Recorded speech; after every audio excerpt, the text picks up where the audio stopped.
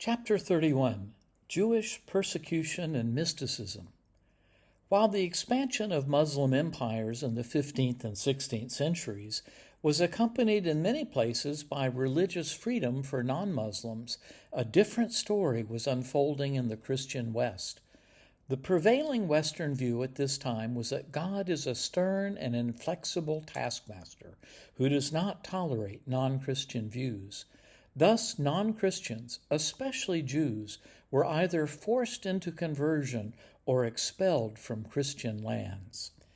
This chapter is written and produced by Thomas Tyseal. Copyright Thomas Tyseal, unless otherwise noted.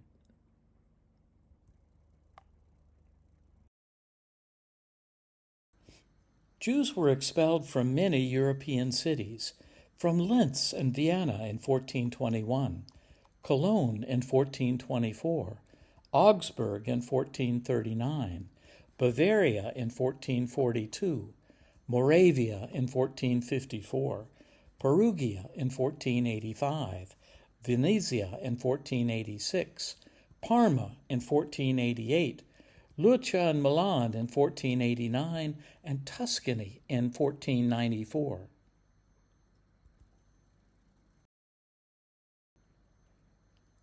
The Spanish Inquisitions also began in the 15th century. In 1478, Pope Sixtus IV issued a papal bull, a decree, authorizing the monarchs of Spain, Ferdinand and Isabella, to appoint inquisitors to enforce religious uniformity and expel Jews from Spain. 5 years later, the Pope authorized the Spanish government to name a Grand Inquisitor to head the Inquisition. Tomás de Torquemada was chosen and is known for the savage methods of torture he inflicted upon thousands.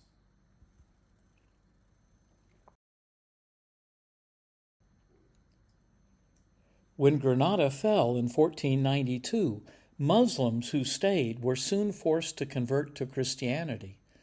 Granada was the last Muslim stronghold in Europe. Initially, Muslims were allowed to practice their religion, but in 1499, the Archbishop of Toledo traveled to Granada and began forcing Muslims to convert to Christianity upon penalty of imprisonment and torture. When this triggered a Muslim rebellion, legal and treaty protections of Muslims were ended, and conversion efforts were redoubled. Many Muslims fled Spain. Officially, by 1501, no Muslim remained in Granada, where they had been for over 700 years.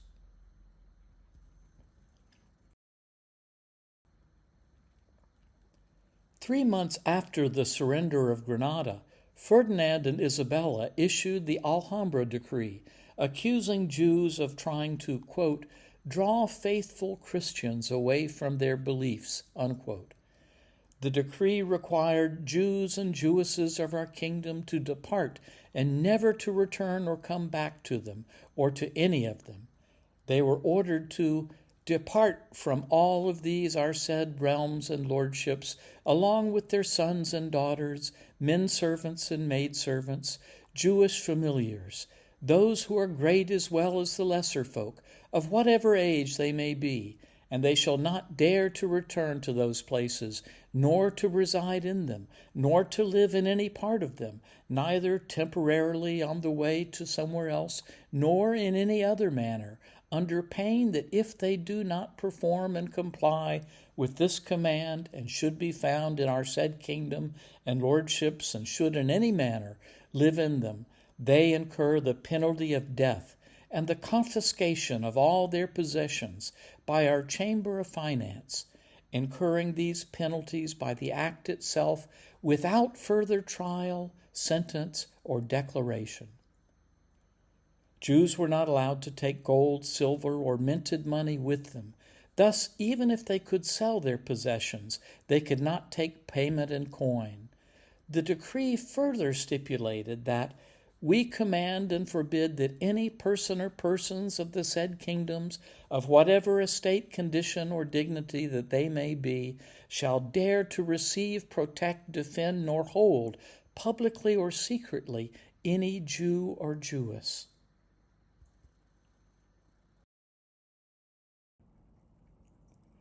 The Jews of Spain, Sephardic Jews, migrated to four major areas: North Africa, the Ottoman Empire, Portugal, and Italy. In northern Africa, however, there was a severe famine, and many Jewish refugees starved, with some becoming enslaved.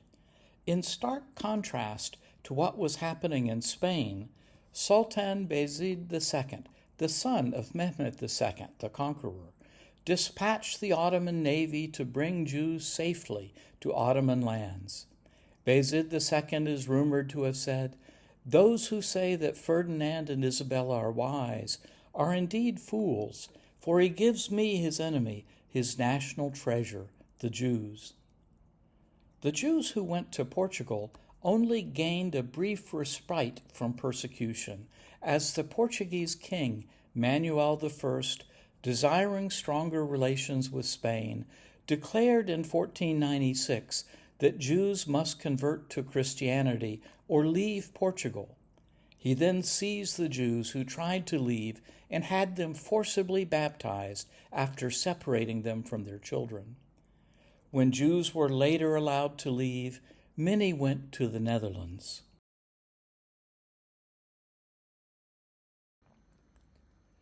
There's always been a mystical element in Judaism. It's hard to understand the vision of the prophets and the rapturous love of God expressed in Hebrew scriptures and practice in any other way. Jewish mysticism typically goes by the name Kabbalah, meaning received knowledge, though this is but one branch of Jewish mysticism. This knowledge of secret, hidden, or mystical meanings is said to have been passed down orally from antiquity. Before we can discuss the foundation text of Kabbalah, we need to first define a few words that it will employ.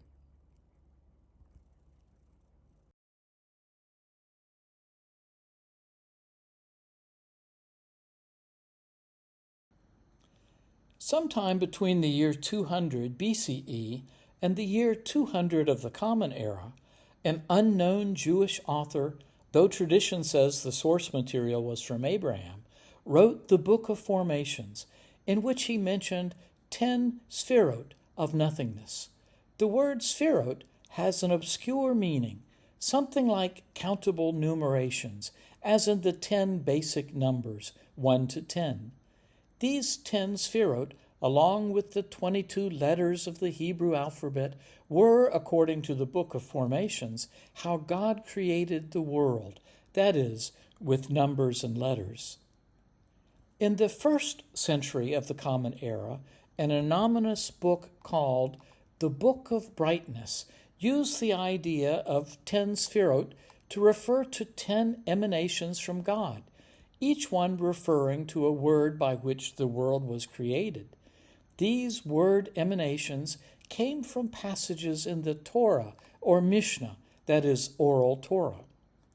The idea that God can only be known through his emanations is ancient, dating from at least Philo and Plotinus. Gnostic Christians also believe that God could only be known through his emanations, called eons. The number of supposed emanations from God varied across religions and philosophers.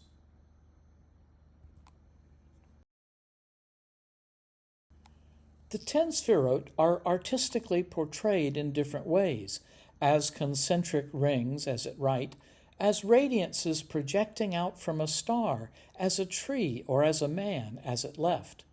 The idea of sphirot was further developed by Isaac the Blind, Sagai Nihor, and his student Rabbi Azriel of Gerona in Catalonia in what is now northern Spain. It was Azriel who introduced the term Ein Sof, meaning that which has no end, as a term for God. The unknowable God Ein Sof, which can only partially be known from God's emanations, sphirot, became central components of Kabbalistic teachings.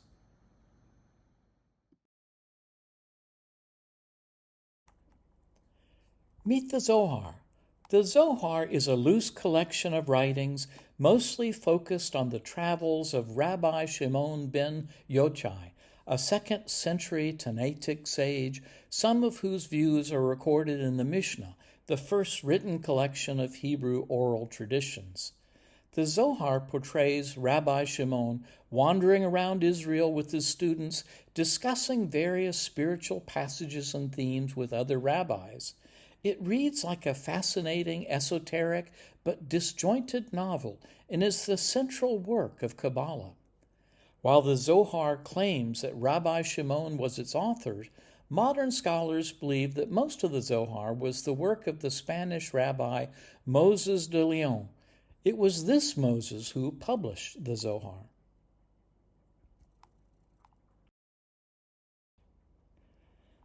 The intriguing character of the Zohar and the spiritual comfort it provided Jews can be gleaned from its opening passage, where it compares the qualities of a rose to the congregation of Israel.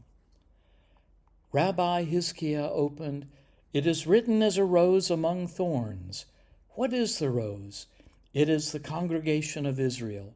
Because there is a rose and there is a rose, just as the rose among the thorns is tinged with red and white, so is the congregation of Israel affected by the qualities of judgment and mercy.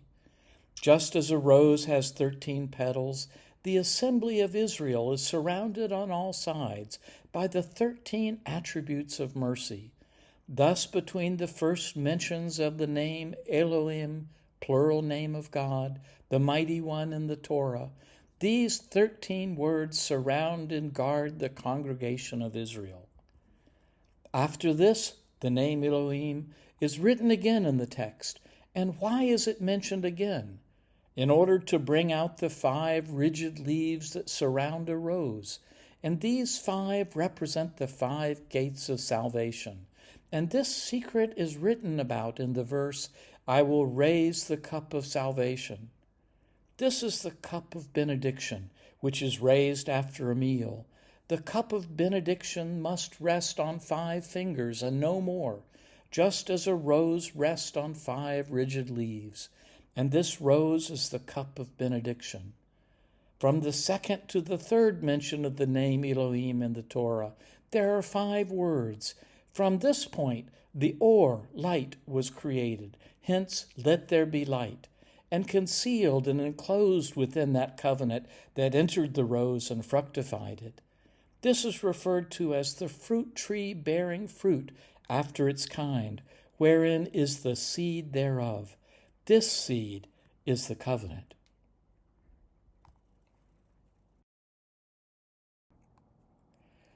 The word Sphirot does not appear in the main body of the Zohar, but in independent works attached to it.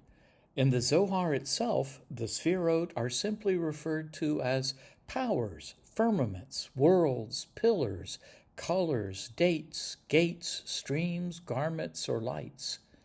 For example, in the section of the Zohar called Small Assembly, the Sphirot are referred to as 10 lights springing forth from the Ancient One, the most hidden of the hidden. The text reads, "He made 10 lights spring forth from his midst, lights which shine with the form which they have borrowed from him, and which shed everywhere the light of a brilliant day." The Ancient One, the most hidden of the hidden, is a high beacon, and we know him only by his lights, which illuminates our eyes so abundantly.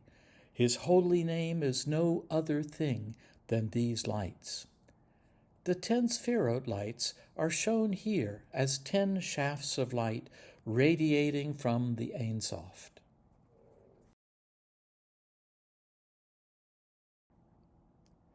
The 10 names associated with Sphirot varied across time and place in the Jewish community. A common list, organized into 4 worlds, is shown at right. The Atziloth, the eternal spiritual world of archetypal emanations.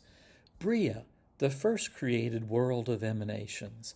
The Yetzirah, the world where emanations take form. And the Asiya, the emanation that created our physical world.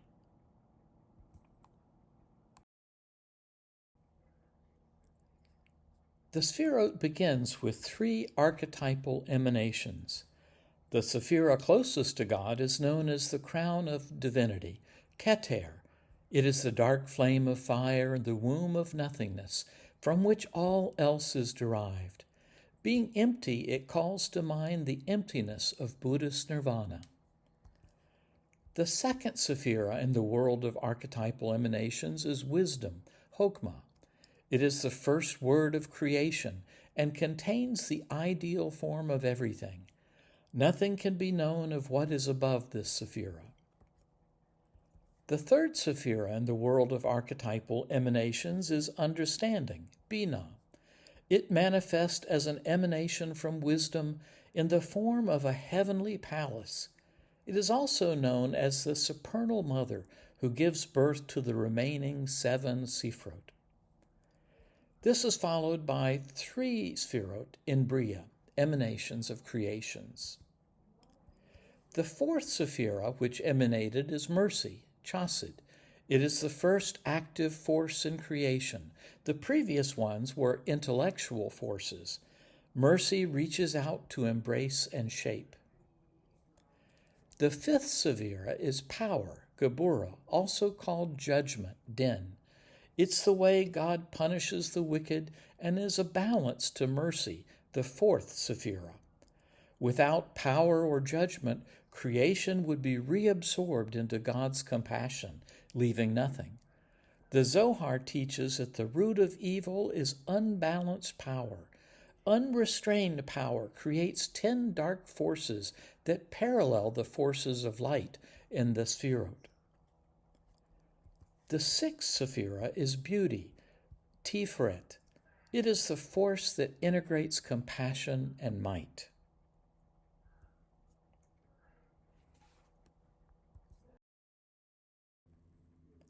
As to the last 4 Sphirot, there are 3 Sphirot in the world of formation, Yetzirah. The 7th Sphira is the victory, Nazak, that comes from long-suffering, strength, and endurance. It's the first appearance in the world of formation, taking whatever matter that has been created in the world of Bria and shaping it into basic elements. The 8th Sphira is the majesty, Hoad, or the glory one receives through the linked practice of victory through endurance. The 9th Sphira is the foundation, Yesod, upon which God has built the world, and the transmitter between the Sphirot above and reality below. The Asiya is the emanation that creates our physical world as a copy of the archetypal reality of the heavenly world, a Platonic copy, as it were, of God's kingdom. The 10th Sphira is known as the kingdom, Malkut, or the dwelling place, Shekinah, of God on earth, the place where God manifests glory. The Sphirot are often used as objects of Hebrew meditation and as a way to analyze and correct spiritual imbalances.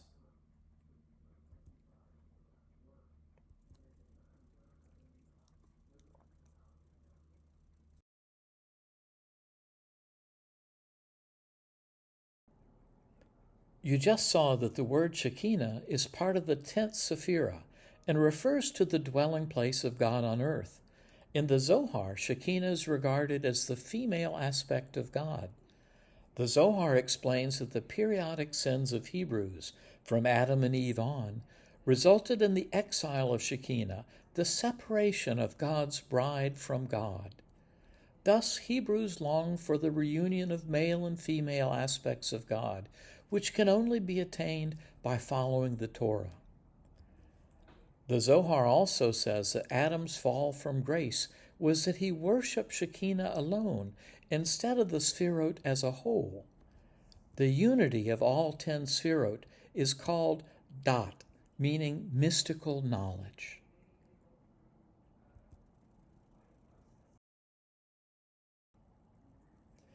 In the 15th century, as Jews were again experiencing exile, this time across many European lands, the Zohar offered comfort.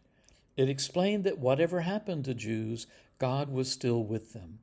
The Zohar reads, "Come and see the pure love of the blessed Holy One for Israel, a parable. There was a king who had a single son who kept misbehaving. One day he offended the king.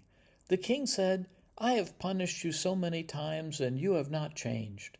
Now look, what should I do with you?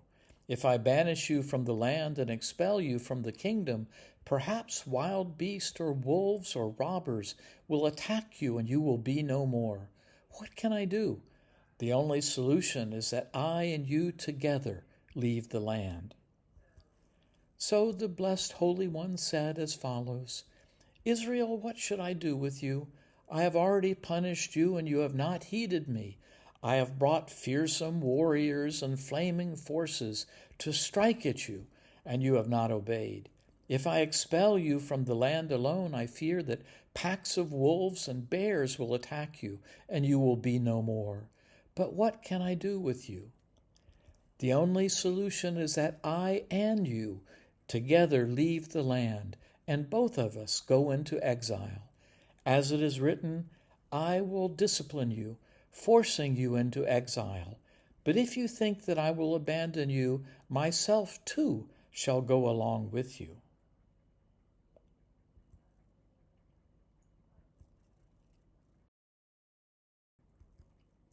In the Zohar, the archetypal world, Atzilith, which contains the first three Sphirot, is designated by the pronoun he. As he descends into the creative and formative worlds, he becomes known as you. In the final descent to the physical world, you becomes I, so that humans may come to know God within. There's a very Upanishadic quality to this. Thus, the spiritual quest to know Ein Sof begins by recognizing God within, then finding God in you, and finally in He. That's valuable spiritual guidance. Meet Isaac Luria, who transformed Kabbalah. Isaac Luria was a charismatic man with great spiritual capacity who lived in the 16th century and is known as Ha'ari, the lion. He settled in a center of Kabbalistic learning in the city of Safed, in the Galilee region of Ottoman Syria, in present-day Israel.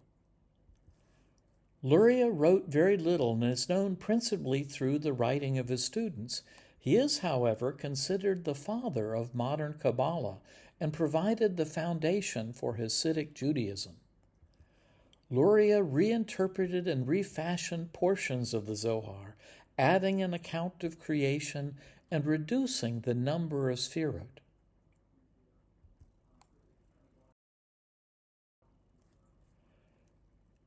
In Luria's account, before Ein Sof, the unknowable God, emanated the Sphirot were harmoniously mixed.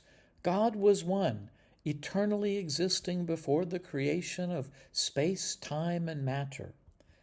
Ein Sof, however, wanted to be known, so Ein Sof created a circular region within himself by contraction, where he was not. This, Luria held, is the void spoken of in Genesis 1:2. The earth was formless and empty. Darkness was over the surface of the deep. Anything created in this void experienced God in exile or absence, save for traces of God that lingered like the residue of perfume from an empty bottle. Anything created in this void would therefore have some independence from Ein Sof. Thus, when humans were later created, they would have free will. Into this hollow void, Ein Sof placed power and judgment, that is, God's wrath.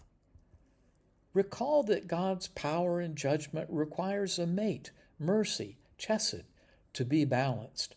Before mercy was created, God's wrath was unbalanced and potentially evil. Knowing this, Ein Sof penetrated the void he had created, containing the wrath of God's power and judgment with a shaft of divine light shown at left.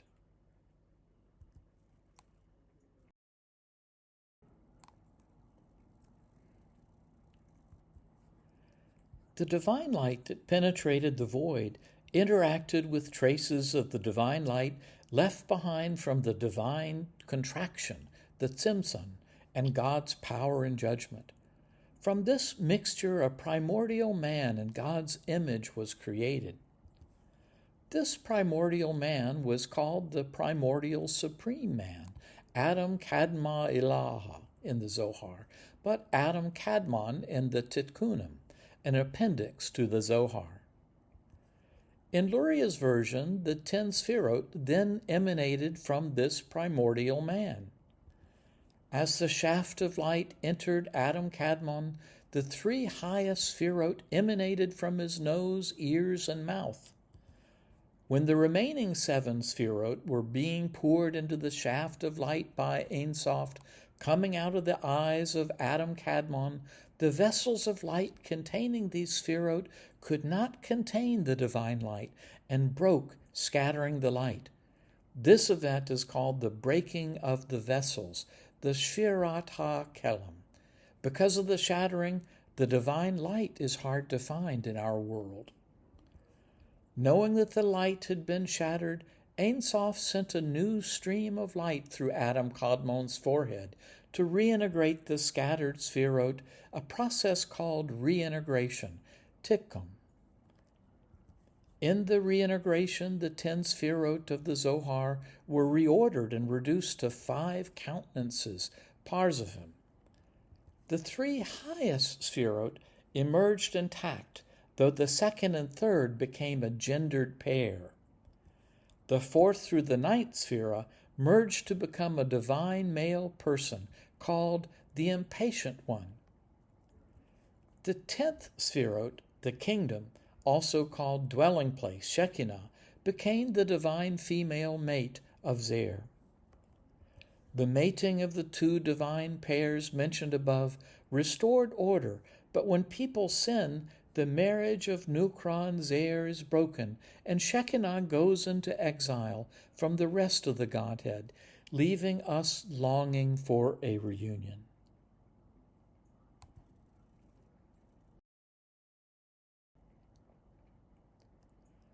Luria's powerful myth did 4 things. As with the Zohar, it explained evil as a celestial imbalance, not the product of human misdeed requiring the condemnation of humanity, as in Augustine's theology.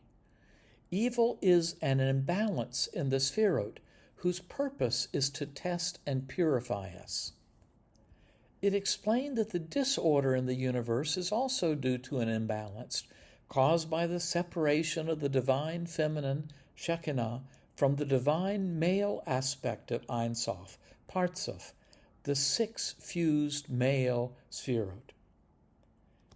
It explained that order can be restored by uniting male and female aspects of divinity, and it provided a way to reunite these aspects by following the commands of the Torah. It gave Jews an enormously important and divine role. By following God's commandments, they participate in a process called Tikkun Olam, healing the world. This is not just healing Hebrews, but humanity. Further, the actions of Hebrews following the Torah affect the spiritual world, bringing the Sfirot closer to unity. It's a miracle that Jews once again survived the tribulations heaped upon them in the age that was otherwise celebrated as the Renaissance in Europe.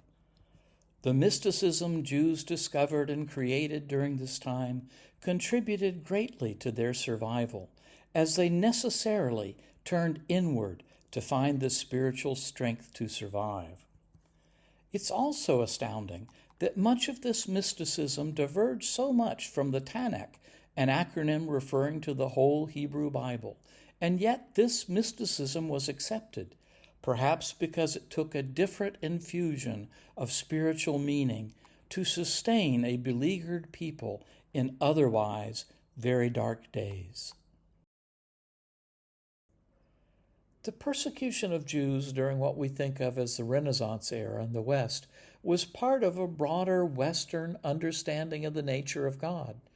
Almost paradoxically, alongside a flourishing of the arts, God was seen by many as stern and unforgiving.